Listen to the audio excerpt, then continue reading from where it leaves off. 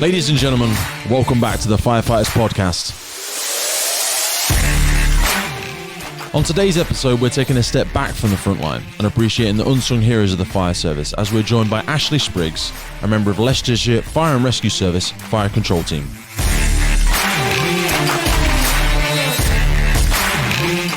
The fire service is quick, effective and efficient every single day, down to individuals just like Ashley and his teams. This dynamic role requires some serious mental resilience for them to be able to detach themselves from the call and make sure the operational personnel have got the support they need to help people every single day. Have you ever wondered what it's like to answer a fire call? Have you ever wondered what it's like to hear somebody that's stuck in their home and can't get out because of fire? You're going to hear it today. The training, the resources, the mental resilience, once again, that's required to do this role is no joke, folks. We are, of course, once again sponsored by the wonderful William Wood watches. These watches are made from 100% recycled fire service equipment. This is equipment from right here in the UK that was once forgotten, has now reborn into these beautiful watches you can carry with you every single day as part of the fire service right there on your wrist. Head over to williamwoodwatches.com and check them out.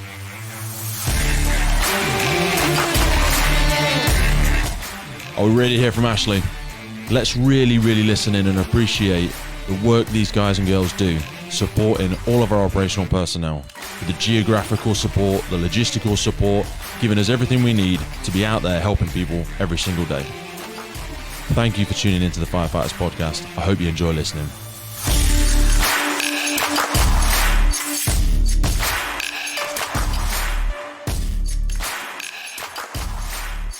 Ash, welcome to the Firefighters Podcast. Morning, Pete. How you doing, brother? I'm well, thank you. Yourself? Good to have you on, my man.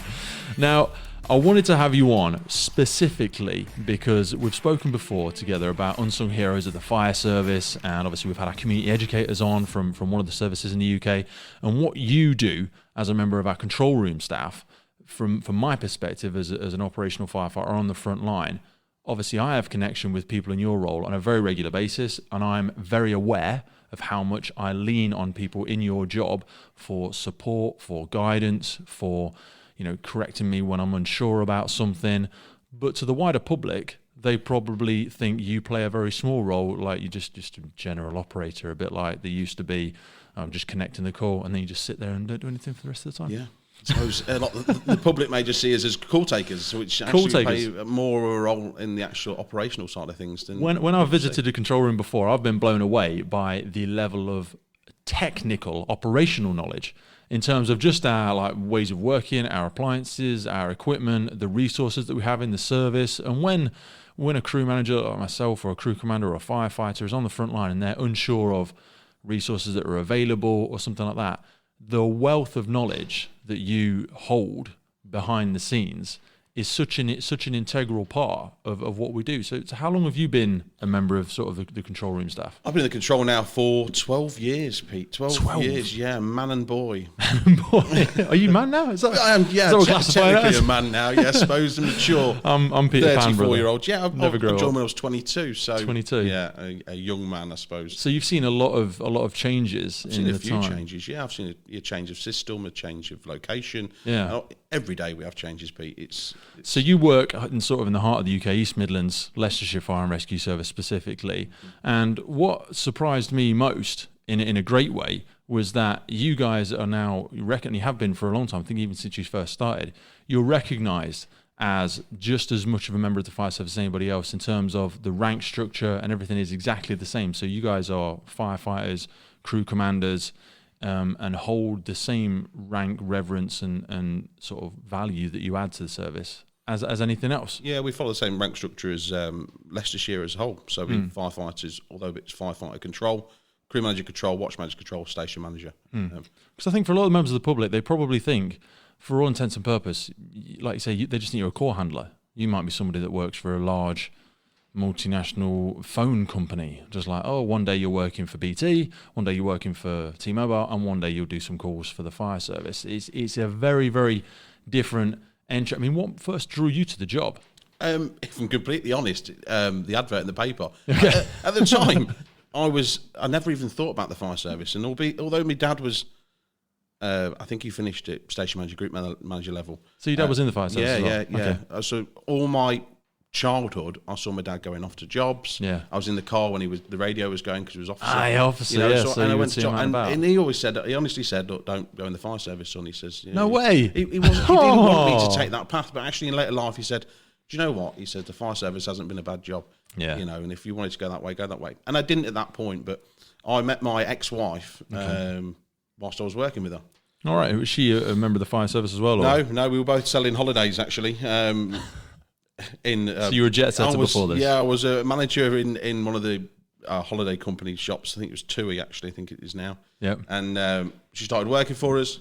Mm-hmm. And we got together, but we also decided that we couldn't work together and be together. So we both actually looked for other jobs, and this came up in the paper. Yeah. I went through the process. And so what is the process for becoming a member of the control staff? Because we know for firefighters there's a physical bit, and then there's some testing like academics and spelling and all that sort of stuff. I think yours is quite complex the more I've spoke to a few control members. What testing do you have to do? It's attribute based, so we're looking at the typing skills, listening skills. We also do have a small medical, although there's no requirement to maintain your fitness. It's about your hearing, your sight, things like that. So when you talk about listening and sort of absorbing and be able to reinterpret and reiterate that information quickly and concisely, what sort of testing is that? So when I did it all those years ago, I sat in the old county hall conference room, and they played a tape out, and the tape was a basic call. There was no details or anything. It was one that had been pre-recorded, but it was looking for you to pick out the key information. Okay. So there was a house fire. They were looking for you to see if you remembered the house number, that it was near to the chip shop, things like that. So that's the key information you look for on a call, because it assists the crews. If we just say it's a house fire on Leicester Road, Leicester Road could be a long road, but if we say it's a house fire opposite Golden Fish Shop, then the person on the pump may know that fish shop, and it makes it a lot easier. So we're looking at that key information. I always think, because it's very, very similar, you say, to when like I would turn up to an incident. It's being able to try and cut through the noise as quickly as possible. Because I suppose when you take the call, the only difference between you and the caller is perhaps the mindset, because you give them the same information, and it must be, some of the calls you get must be quite jarring as they initially come through. They're potentially having the worst day of their life. They may have never rang 999 before in their life, and they land at Ash. And what's the first few things that you say to them? If it's a standard call, the first thing we establish is the address of the incident. Okay. Because it's vital that if we were to get cut off on that call, Pete, I can send a resource out. Yeah. Even if I don't know what it is, I can send a resource out to help. So you're trying to cut these things out as fast as possible. So we take control. It's dynamic. So we can be quite abrupt with the caller if we need to be, because we're trying to shock that person into giving us that information. So there's been times where you may get the best caller in the world, but you can't get that information. Yeah, they just want to waffle on about the detail. They're like, it's got to the roof. Their arms hanging off, the car's left the road. It's left the road. Ash, it's left the road. And you're like, address. Yeah. Give me the address. That's it. You have to get really quite blunt and brutal. You have to. People. Yeah, and it's for their benefit, not for ours. I don't like shouting at people. No, do you ever hear that? I mean, you stand in a room of other colleagues. Do you hear? Do they have the character where some people get quite irate or? Yeah, in obviously a methodical and intentional way, because you need that information. Yeah.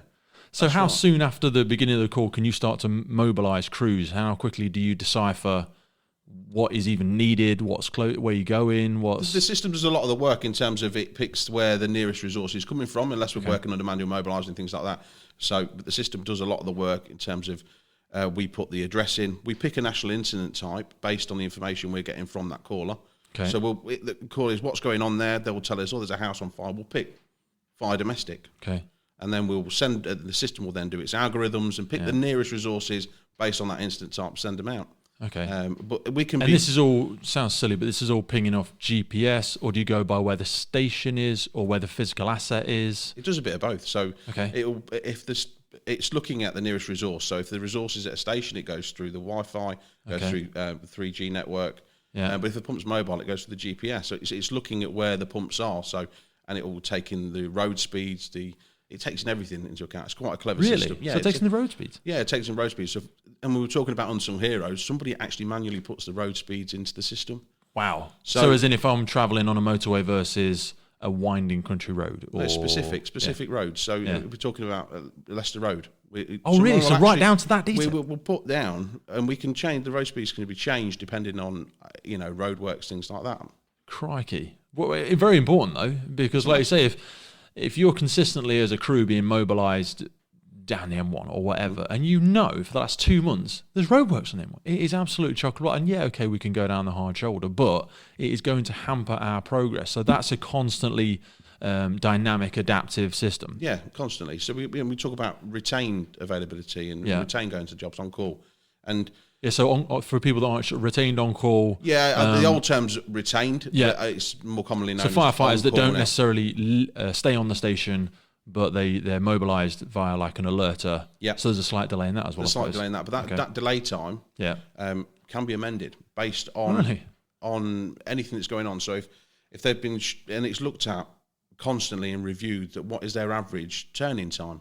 I've seen some of the data come out for specific stations and how long on average they take. That's right, and this is done for the whole time stations as well. So they look at their average turnout station. Really? So over a period of time, and then their turnout station is added into that algorithm. Yeah. And then that may affect who turns up at that particular incident. Definitely. So as a station, if you drove your time down by a minute, it might be that minute because all operational firefighters will be listening, going, "How do we get more calls? How do I get myself up the list?" There is no patch anymore. There's no patch. Stations used to have a patch. Well, that doesn't count. Yeah, I remember. Yeah, because people used to get quite worried. They were like, "Well, why are they doing that? That's on our patch, right on the edge of our patch. It's our patch." Very protective. Like, our patch goes to the river. Yeah, that's our job. And you're like, "Well, are you in the closest asset, or you're not mobilising quick enough, or?" That's right, and there's a responsibility of the fire service. It's to turn up an incident as quick as possible, not send whoever's patch it is. So what are the we say quick as possible? There's some national metrics, isn't there? I know targets, but what sort of time? So in your brigade, in Leicestershire, what's the expectation? Or do you have an obligation to the public? You're going to get to all of your area in X minutes. What's the target? Life risk 10. So life risk meaning road traffic collision, house fire, road traffic collision, person trapped, house fire, person's reported. Yeah. Anything where there's a life risk. Okay. Versus like an unstable building, or would life risk fall under animals? No. Okay, so if I've been to horses in cattle grids and cows in rivers and stuff like that, that doesn't fall into the same... Not to my knowledge, no. I believe that's an emergency special service. So if non-life risk, our attendance is aimed to be within 20 minutes. 20 minutes. So 10 minutes for all living persons. 10 minutes is what we aim for. Is that UK wide, or is that just? I know that's in our RMP. So, right. Yeah, I suppose because certain stations geographically are quite a distance. When you go to Penrith and some of the stations out there, and maybe up in the Highlands, they're long and far in between.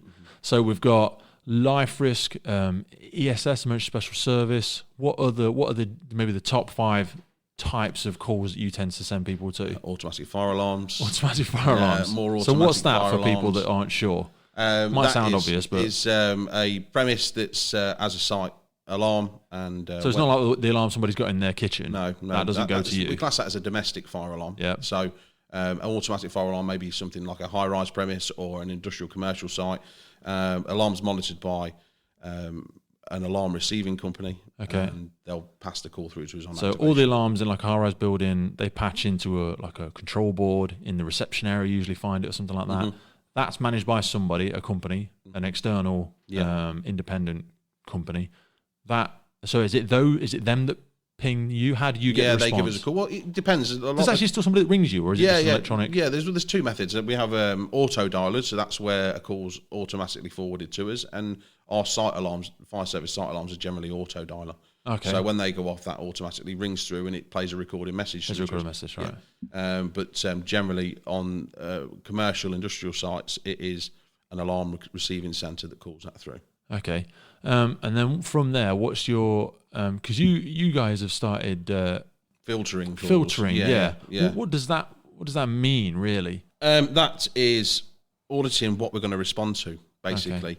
Because you do get a lot of time wasters sometimes. I've been to some calls where I'm like, do I really need to be here? Yeah, I mean, there's time wasters, and I suppose it's... I wouldn't really class automatic fire alarms as time wasters. I just think there's more of the sense that we don't actually need to go to this, because history dictates that a large percentage of automatic fire alarms are false alarms. Yeah. So you like say you do get the odd one, don't you? You do. I mean, somewhere local to where I live, I remember one call came through as an automatic fire alarm, and it ended up being like 10, 12 pumps. I mean, without getting too into details, have you ever had, been in charge, the main operator on a call that's someone thought it was nothing? Yeah. It's always the same thing. Don't worry about it, Ash. It's always the same old thing. We're not going to bother. risk assess an automatic fire alarm. No. There's nobody on site. You're getting it from an alarm company. Yeah. There's very little risk assessment you do. So you follow your policy and you call challenge it, as we say, and it is the responsibility of the site or a key holder to investigate that, cause that alarm, and then call us if we are required.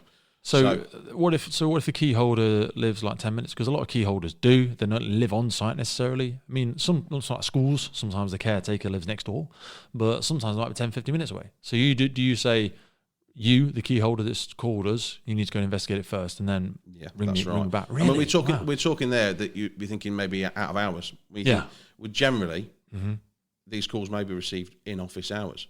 Okay. So why are we as a fire service attending when there's somebody on site that can investigate? Somebody there, yeah. And history, because and businesses have a responsibility as well, don't they? A lot of them have their own fire team. Yeah. They've got on-site resources like a fire extinguisher or something like that. We're not encouraging people to put a fire out. No, we're not encouraging them to do that, but they have the ability to go and see. Yeah, we're asking them to go around and use their nose and their eyes and sniff. And we need eyes on the ground, yeah. Yeah, just to see if they can smell smoke, see fire, see anything that they need us for. Yeah. And statistics prove that this is actually working, that we're not needed to go to these false alarms. When I first started, we burnt pretty much everything. Yeah, I remember it was thousands a year. Yeah. And it's really hemorrhaged in a good way, because it's not like we're not delivering as much value.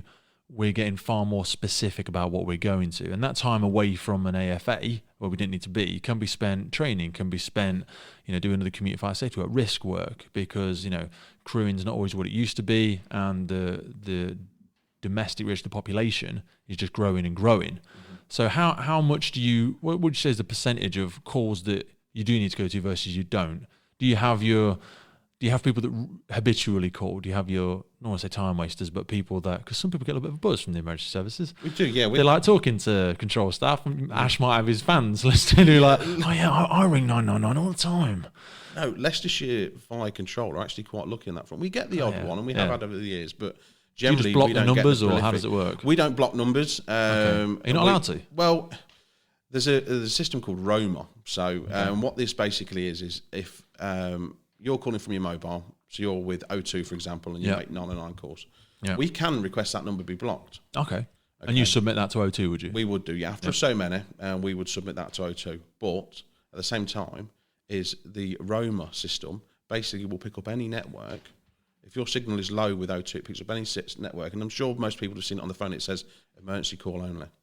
Yeah. So actually it has the opposite effect. If somebody's a prolific 909 caller and they will get them blocked, and then it's saying emergency call only, it's almost like an encouragement. Yeah. Oh, wow. So they want me to ring. We tend not to. Yeah. And we try to educate. And these people will go through to the police. Yeah. And we'll let the police deal with it. Because if you just ignore them, you're just going to bounce the problem to somewhere else. You're better off, with everything that we do, I suppose, it's education first. Don't just ignore or try and, silence them, because you're not really helping and fixing the problem at all. A lot of it is education, I suppose. Yeah, and that's right. We'll try and educate as much as we can on that call, say, you shouldn't be ringing the fire service. But we don't always get that message across, unfortunately. I suppose it's the perception of what an emergency is.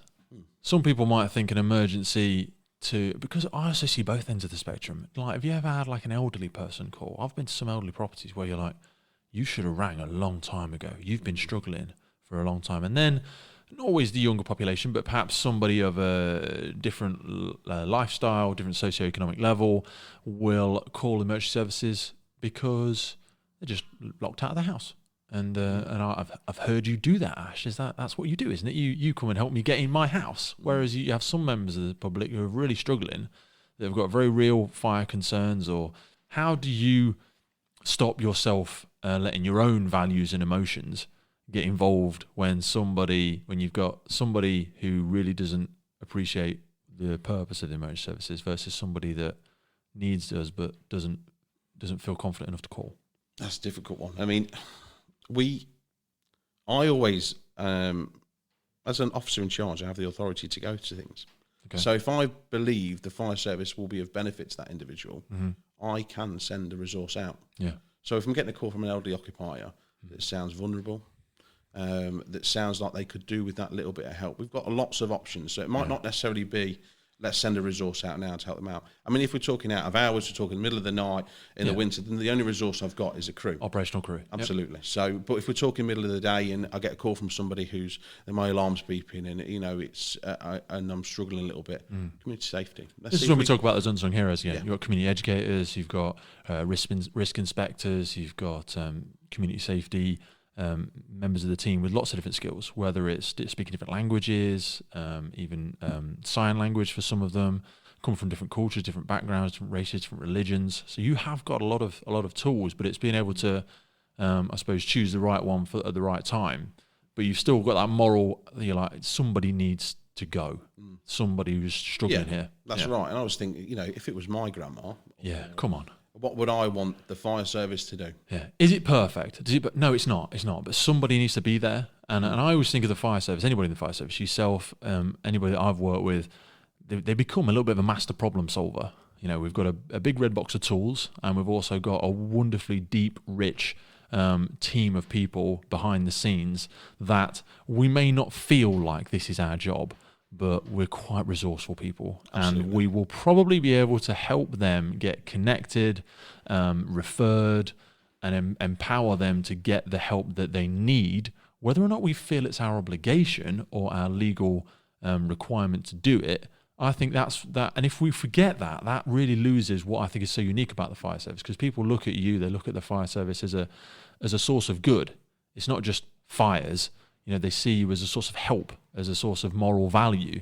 And I suppose if we don't make those decisions that you make on a daily basis, then we can start to lose that if you were to just turn people away, ring somebody else. I mean, don't get me wrong, we do turn people away. Yeah.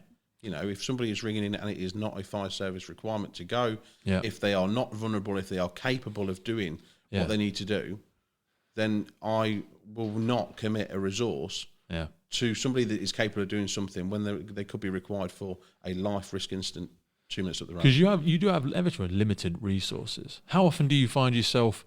So you obviously have a lot of contact with other control rooms in different areas of the UK, across your borders and things like that. How often do you tend to share resources? How often do people go over borders? And does that thing happen as much anymore? Or? Yeah, it does happen. Only yesterday I was looking at getting a resource from Nuneaton over to Hinckley, and we work very closely with Derbyshire and Nottinghamshire. Yeah, and we do work as a tri-control, if you like, so 2 separate locations, but 3 control. 3 FRSs. Now, for some people, they might think, well, you've got all your own stuff. Why do you need our stuff? Because I mean, certainly I can only speak from my brigade that there's certain resources are not actually had by every service. So, for example, certain aerial ladder platforms or hazard material units and maybe foam units. And there's certain resources that like Birmingham or London will have that perhaps Leicestershire doesn't have. I mean, how often do you get called? Because you've got like a DIM vehicle, haven't you? DIM vehicle. And that's quite rare, I think, isn't it, in certain areas of the UK? Yeah, there's only a couple of them spread. We've got the one in the Midlands area. So we often send that out to various counties. So what's that for? It's for detection, identification and monitoring, so suspect packages, anything like that, white powder, that sort of thing. So I suppose in this day and age, quite necessity when we're at this... not to worry people, but obviously people are very aware there's a terror threat within the UK that has been, I suppose, since 9/11, even before that. So how often do you get called to utilise that resource? I mean, average maybe once a month. I'm guessing at that, to be fair. I haven't looked at the stats, but... So it's for white powders, it's for... Yeah, so identifying an unknown substance is probably the best way to do it. So, we go out and it identifies. Yeah. What other big toys are out there? Big toys. Hose layer. Hose layer? Yeah. Okay, so surely every fire engine carries hose. I mean, I know carries ones hose, but this carries lots and lots and lots of hose. Okay. Do you know any figures? What is lots of hose? It's hundreds and thousands of metres, I don't know. I have no idea, to be fair, but I've seen it in use, and it can, from what I gather, it can pull from open water. Yes. And it can run hose for miles. So the one I've worked with, it comes with a very large individual standing pump. So like I say, it can pump from open water by itself, so it doesn't require a fire engine necessarily to work alongside it. You can drop this large base pump and run for hundreds of meters, because people think, under the impression, we spoke a little bit about before we came on about hydrants and locations, and there's just water everywhere, it's in the ground, it's everywhere, surely somebody's done it. Well, no, that's a lot of infrastructure that somebody needs to pay for. So there's still, even in the UK, a heavily populated country, there's a lot of places, sometimes large industrial units, which sit completely without their own water source. And for people to be able to access that in the event of an emergency, like I say, these hose layers can become absolutely essential. So that's one of the other resources you've got. What about aerial ladder platforms? You've got one at Central and one at Birstall. So you've got two in your brigade. Yeah.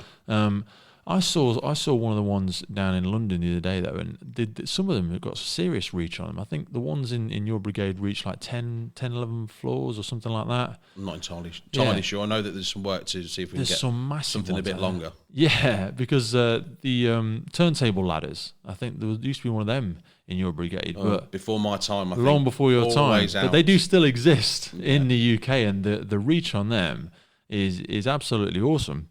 I think that's something that needs to be looked at post-Grenfell as well, doesn't it? So yes, that's a lot of work. This is probably going on behind the scenes, something we're not completely aware of. But how much attention have you seen shifted to that sort of high-rise focus? Because you spoke about the central station that sort of sits in the middle of your main city. Mm-hmm.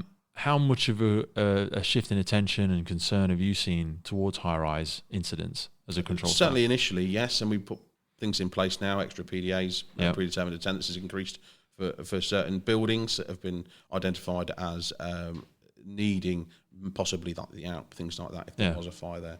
So in terms of, for us, it's a lot more reporting. If we get a high-rise incident, there's a lot more reporting around it now. So, things like to the Home Office, things like that. So now, when I think of control room staff, we sort of arrive at an incident and somebody has already had an interaction with the emergency services because they've probably already spoken to you or a member of your team, and we get there and they're still very panicked, but they're a little bit more reassured because somebody is coming. Whereas when they ring you, at that point in time, nobody's coming. I'm sat here, my world is falling apart. As a new recruit, when you have new people join the team, or perhaps when you first joined the team, how did you deal with that feeling of, because you're kind of rocking a hard place, you're in the middle of, I've got my friends in the service here that want to help, and I just need to let them know that they need to go out, and I've got this person here who's screaming aloud for the help.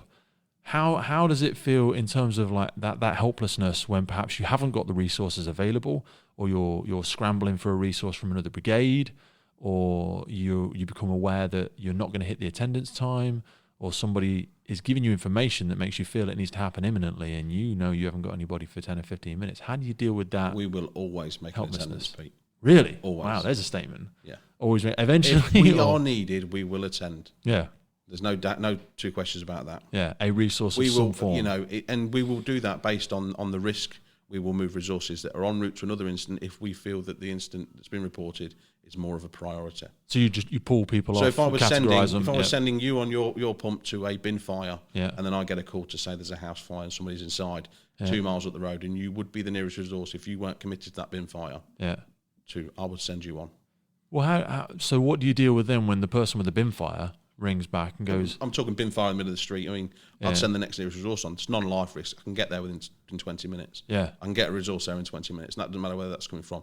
But even 10 minutes, though, 10 minutes, when somebody's watching their house burn down, they've got a member of the family stuck inside, you must... do you stay on the line to them?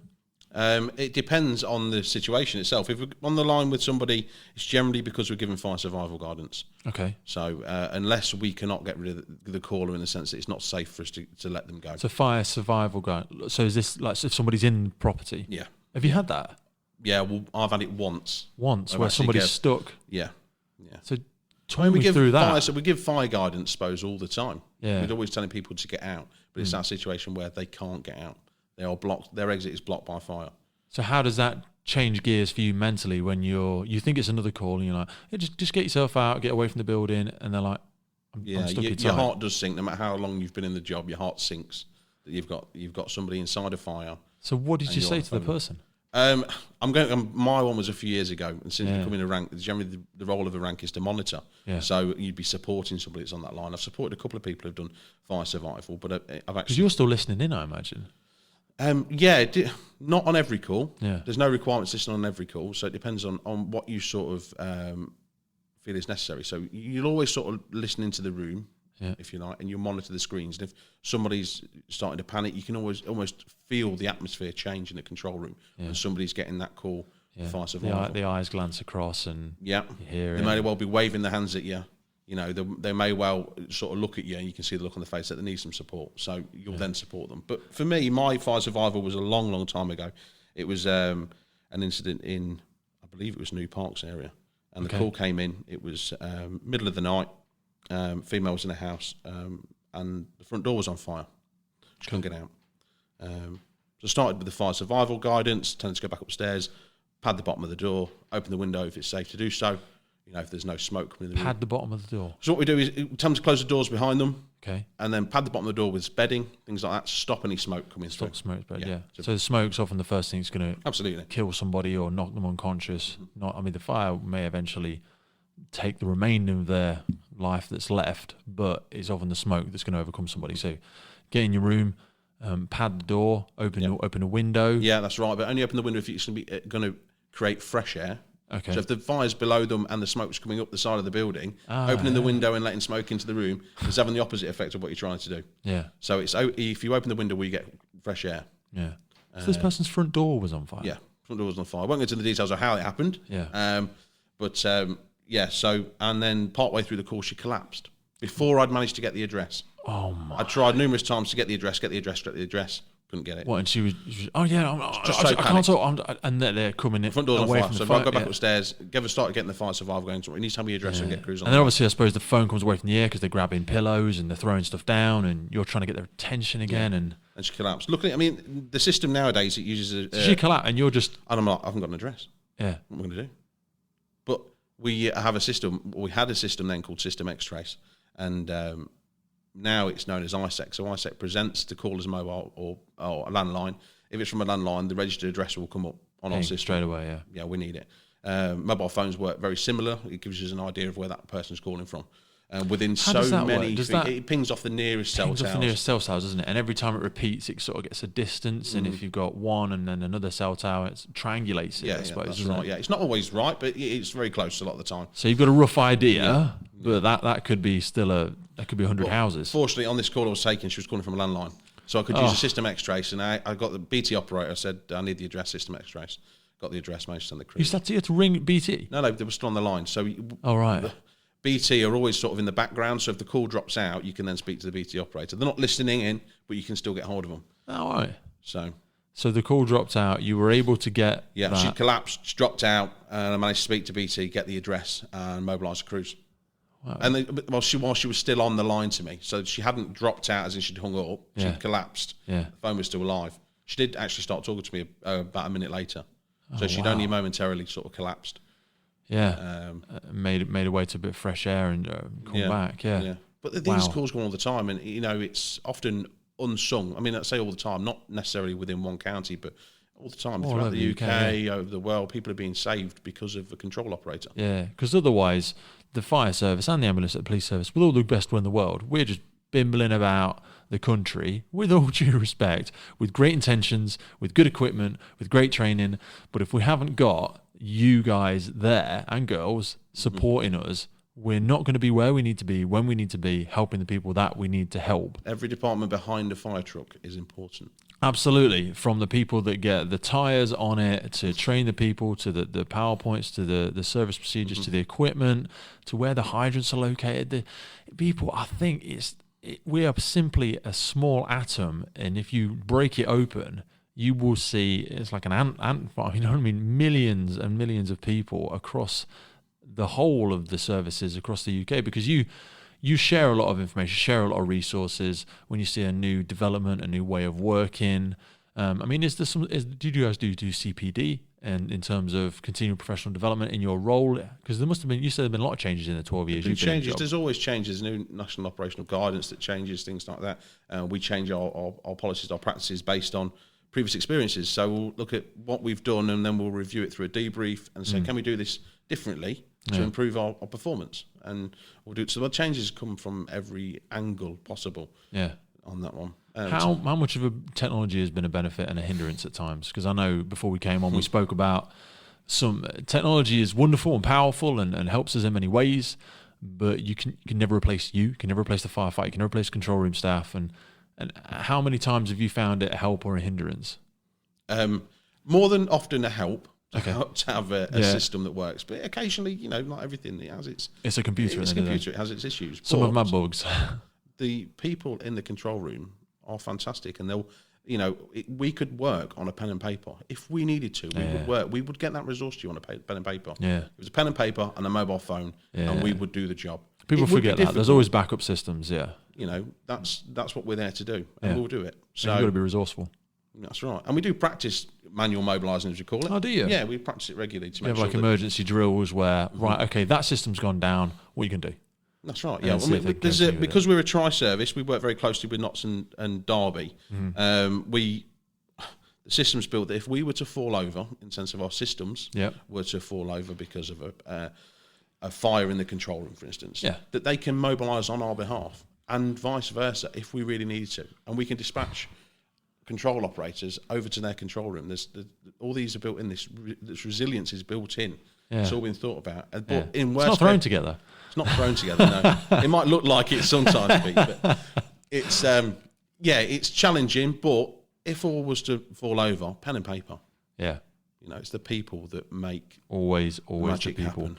What do you think is the most rewarding part of the job that you do? I'm not entirely sure. I enjoy all aspects of it, to be fair.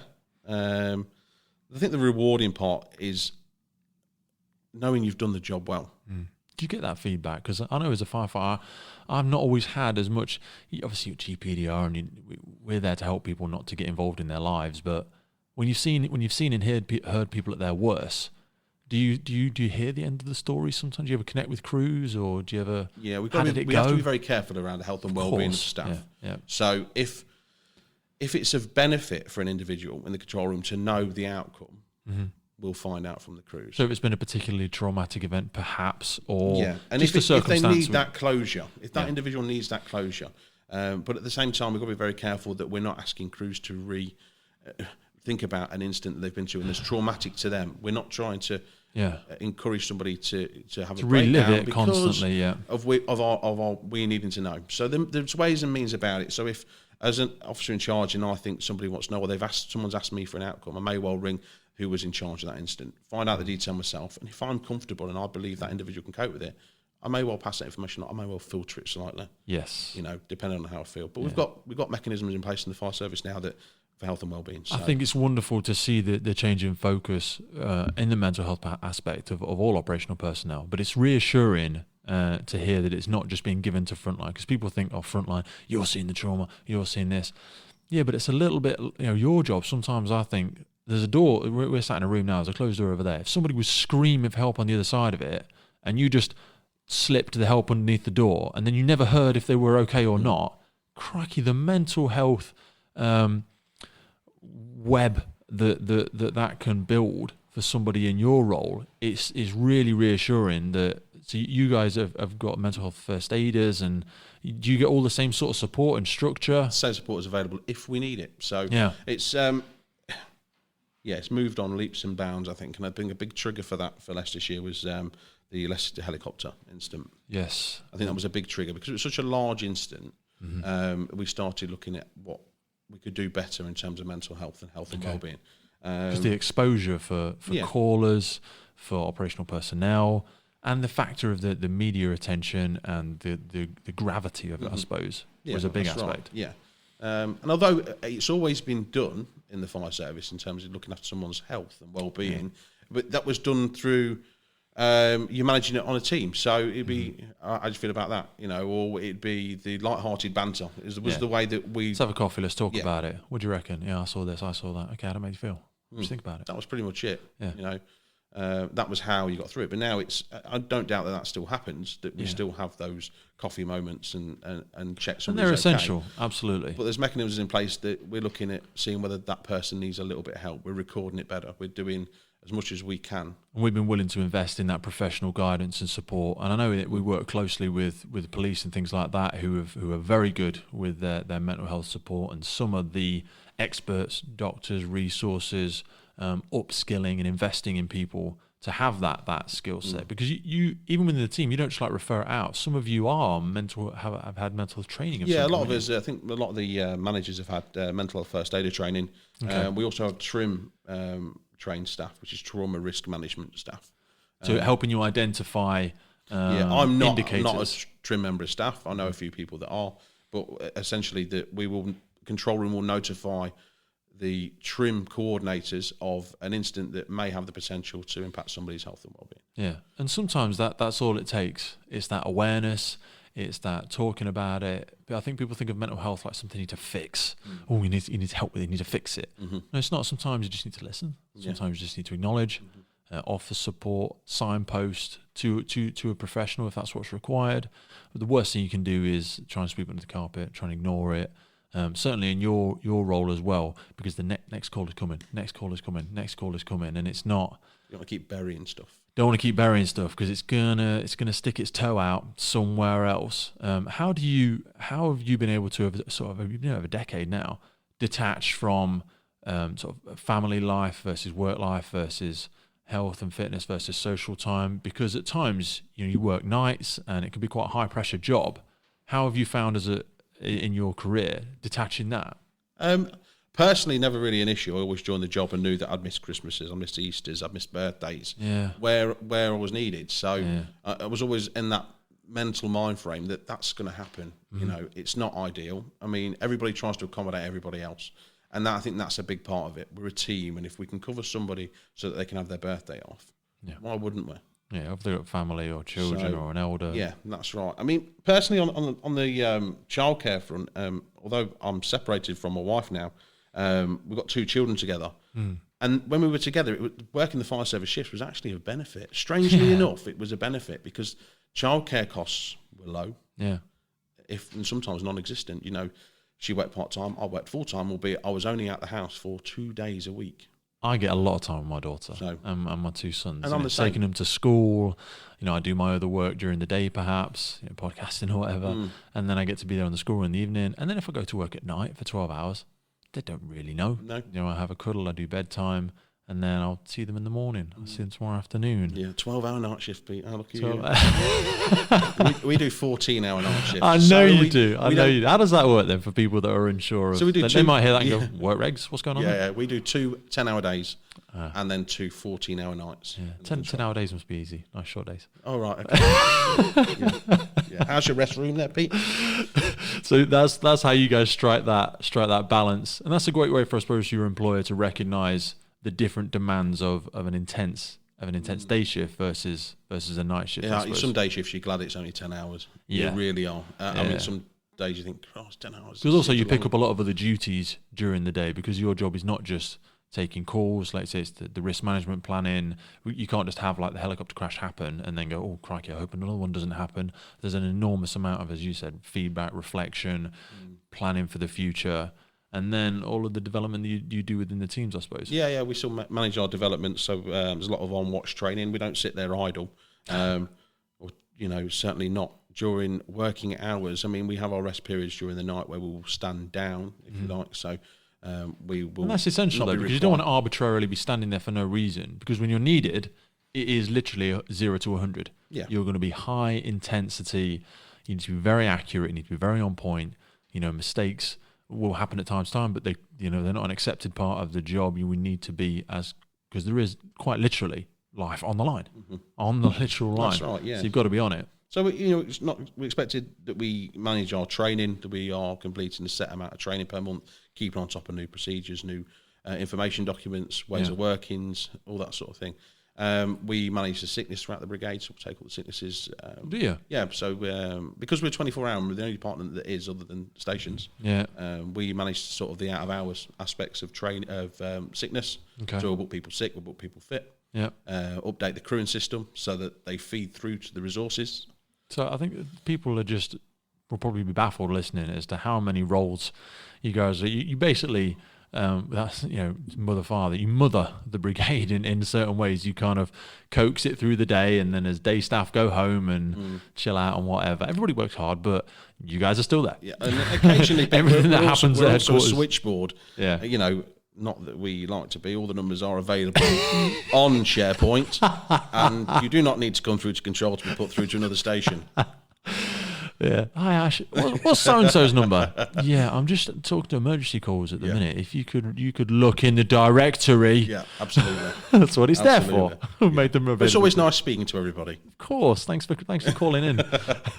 So looking ahead, so the next 6 months, 12 months, you're coming out of the other side of a pandemic.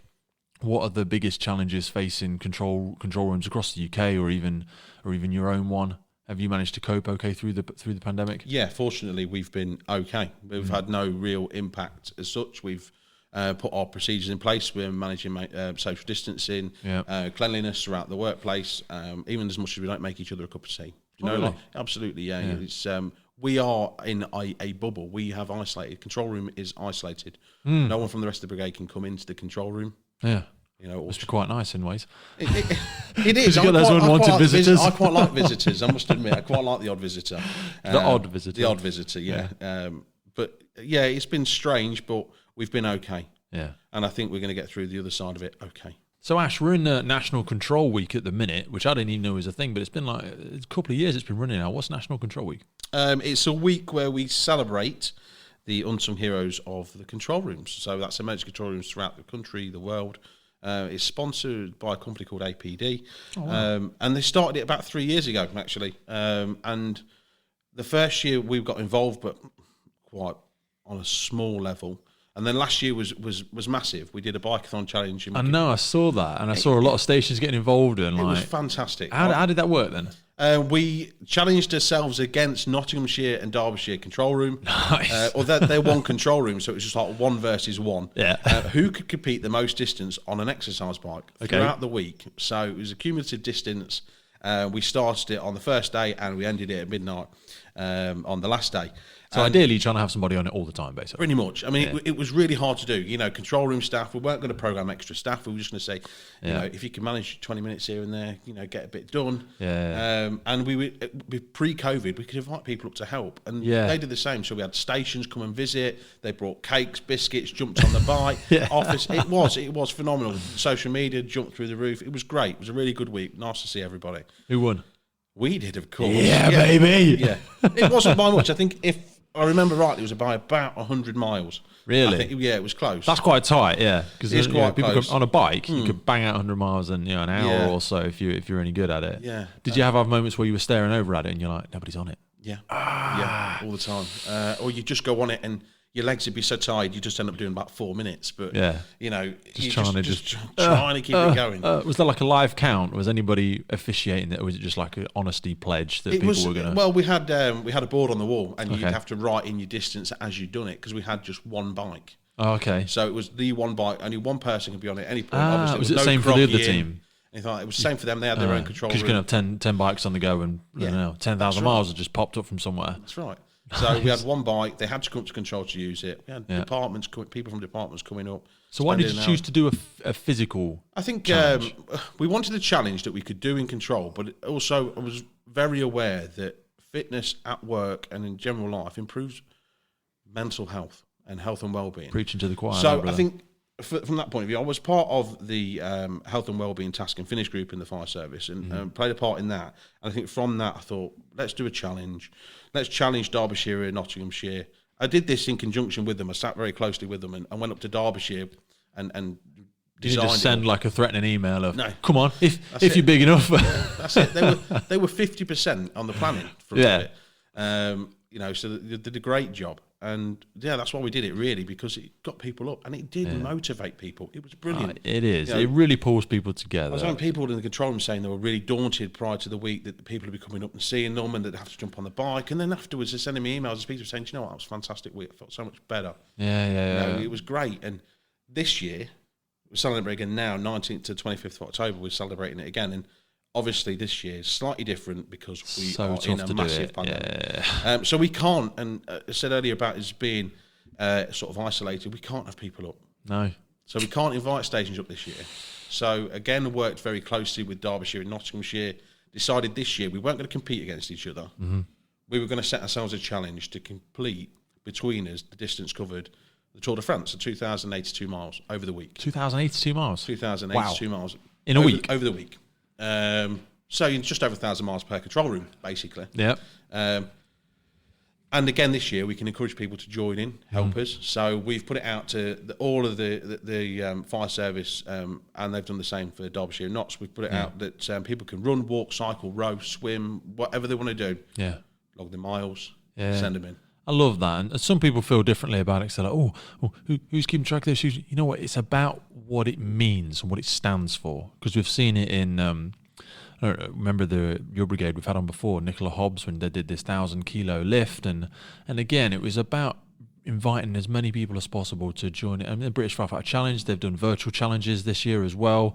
Some people are like, oh well, that's not 20 meters, that's not this. I'm like, look, it's about encouraging people in a time where so many people are struggling, giving them a banner to stand underneath and come together, and especially to lift up the aspect of physical and mental health that you speak about there, because it's not anything anybody's debating. There's plenty of science behind it. All the endorphins and camaraderie and companionship you get from going through a physical challenge as a team, you can't fake that. Do you know what I mean? It's so powerful. So you've done it for the third year now, and you guys you've won an award for that. I mean, you yourself have got some sort of ambassadorship with the work that you've done in the control rooms as well. Yeah, they'll laugh when this is mentioned. I get it. Hey, no, it's about recognising people. Come on, we've got to recognise people. In the control room about it, particularly by White Watch. Won't mention any individuals. So last year, after the International Control Room Week, they announced the Unsung Heroes Awards. And you could nominate people. And unknown to me, my station manager had nominated me for the Ambassador of the Year award to do with me involvement in bringing this last year's event up, starting it off and doing everything around it. But also, I think particularly because I had a bad personal year. Not necessarily struggling with mental health, but a few things that went off in my personal life that I really struggled with. And I think coming back to work and being able to throw myself into something and being the same old Ash that everybody else could see was good for me. And I think that was recognised that actually Ashley's done a fantastic job putting this together. I'd also had a really big media job. Something the Leicester City helicopter crash I was manager of that incident in the control room. Huge. It was huge.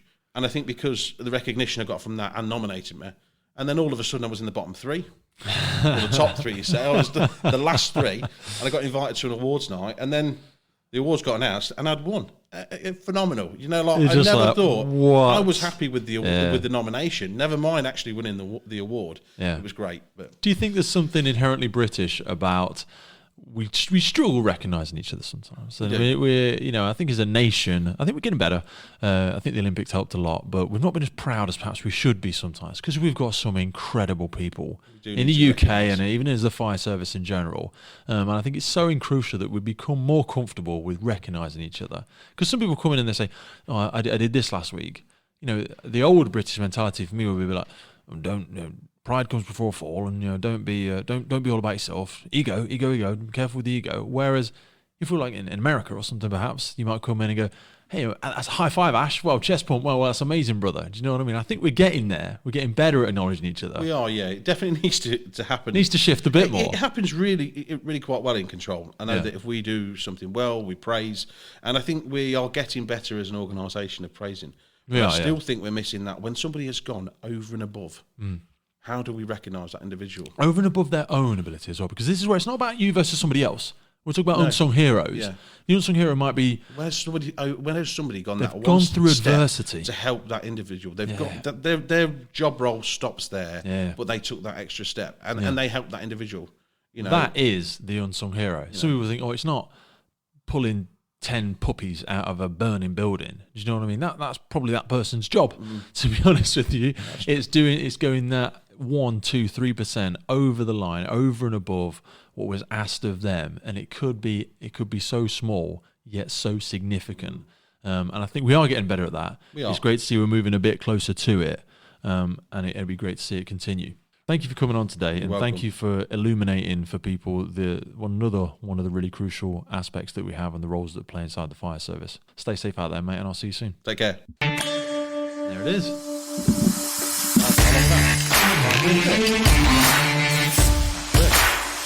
How's that, all right? Yeah, it was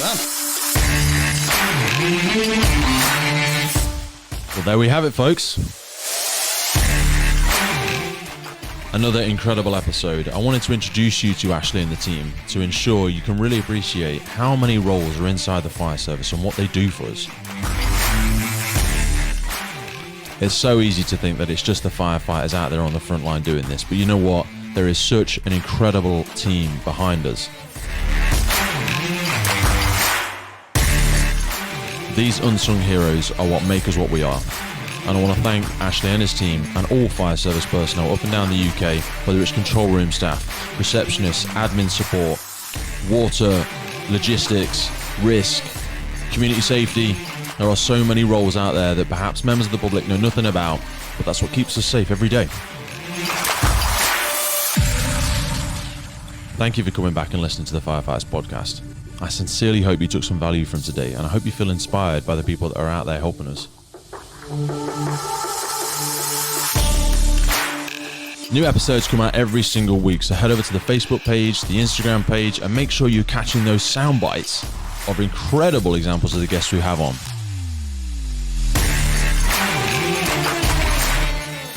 Thank you for listening, and once again, look after each other. The fire service and emergency service personnel will always be there, but look after yourselves first and foremost. Your friends, your family, your loved ones, your colleagues. We hope to hear from you very soon, and we'll see you on the next episode. Take care, everyone.